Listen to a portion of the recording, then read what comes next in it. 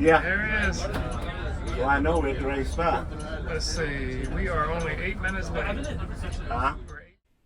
The conflicts brought about by change in an urban community are as old as urban communities themselves. In this unplanned and unscripted exchange, real estate entrepreneur David Alade is talking to my University of Michigan urban entrepreneurship class about his efforts to revitalize Detroit neighborhoods. In the middle of his presentation, one of the long-time neighborhood residents walks up and intercedes to say how he and others are being affected by the development activity. David's response demonstrates the civility and commitment to equity that all urban entrepreneurs should exhibit. I'm glad my class got to witness this exchange firsthand rather than from a textbook or a news report. My single family houses, like that's a 4-unit building that we own right over there. There's another 4-unit building that's across the street. We try to find an area, buy the duplexes, 4-unit buildings, a duplex like this, or multi-family apartment buildings. So we're also buying 10 to 50 unit apartment buildings all throughout Detroit. So this is an example of a home duplex that we purchased. We're in October. This is October 2nd. We purchased this about 4 months ago. But a number of other properties in the area. You can read that having see one of the contractors is here working hard on Saturday as well.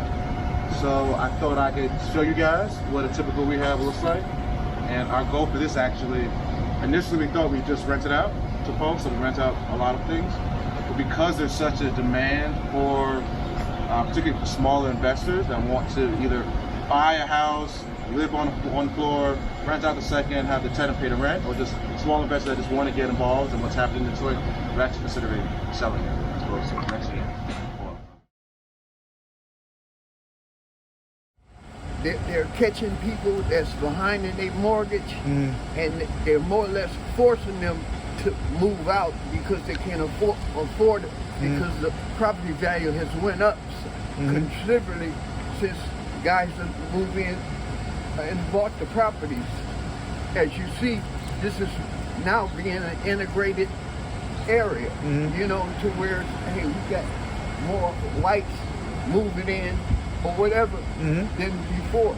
Right. Now, like I said, they're targeting people that's behind in their mortgage, which I knew I had to tighten up my mortgage because they were targeting me to spike my property, you know, at a low cost. So therefore, what I'm saying is this: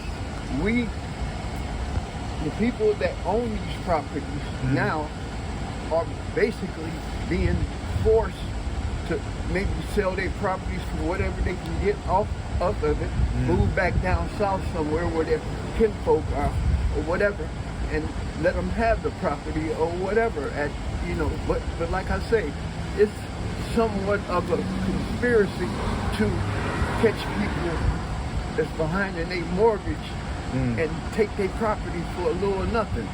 And I think that's wrong, but like I say, that's business. I look at it as being business, and like the property value has went up considerably or whatever, so I guess I'm gonna just hold out until they offer me enough money so I can relocate, you know, because hey, you know, I'm not a fool, and I'm not gonna sit here get behind in my mortgage to where, you know, they can take my property or be forced to sell my property or whatever. You have a lot of older folks, a lot of them own their houses outright. They paid off the mortgage over 30 years.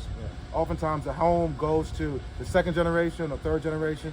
Maybe that generation isn't here in Detroit, or they don't really appreciate that they got this property.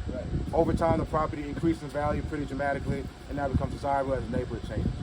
So that because that family may not have the resources or even desire to invest in that property, it gets either foreclosed on for taxes, it gets foreclosed on because of mortgage, or it's sold to speculators or developers at a much lower price than what it's worth.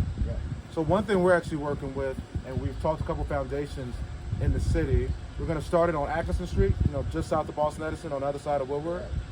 We started there buying kind of abandoned homes, and what we recognized was that there was this issue where families were losing properties because they didn't have either the kind of the resources from a just awareness perspective to structure a way to keep that asset, keep that home in the family. So you could do it, and I'm not saying everybody should have a house forever, but they should have the flexibility to maximize the value for their families. So that could be getting access to a mortgage or construction finance to fix it up so they can sell it for the highest price possible, or fixing it up so they can rent it for the highest price possible, figuring out a way if they want to keep it in the family or to sell it. And so it works.